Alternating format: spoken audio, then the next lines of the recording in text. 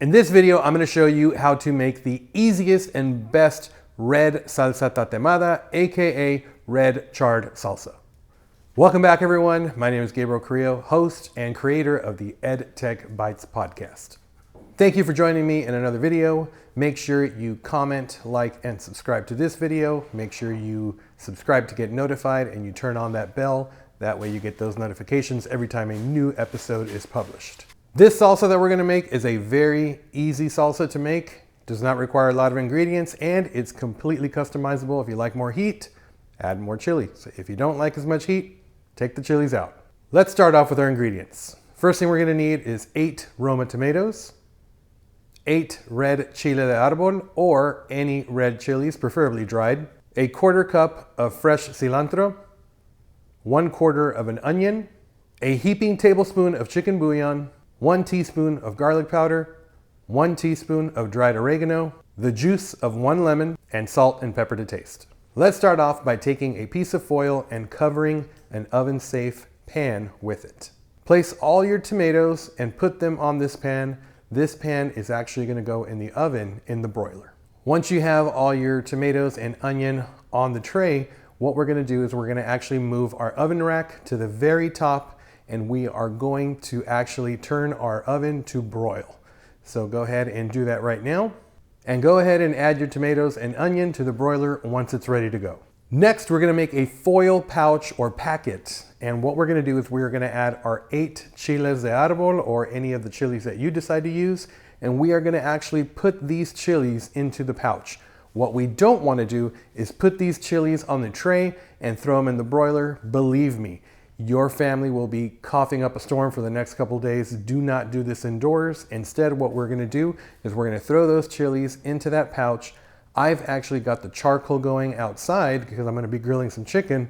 And what I'm gonna do is I'm literally gonna seal that pouch and toast those chilies in that pouch on top of the charcoals for about 20 seconds per side.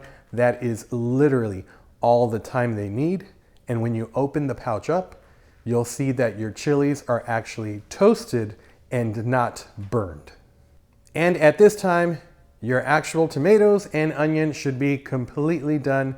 And when you pull them out of the oven, they should have a little bit of char to them. So what we're gonna do is we're gonna take these off of the tray and put them into our blender. And you might want to do this a couple of tomatoes at a time. So throw in a couple tomatoes into the blender, turn on the blender, get those going, add a couple more as you go. Eventually, you want to put all of your tomatoes, your onion, your cilantro, your chicken bouillon, your oregano, and what I like to do is I like to kind of grind it in between my fingers to kind of release those oils and that flavor, that scent, into the actual blender with the mix. And your lemon, make sure you squeeze that fresh lemon juice in there. Add your garlic powder, salt and pepper to taste, and your chilies.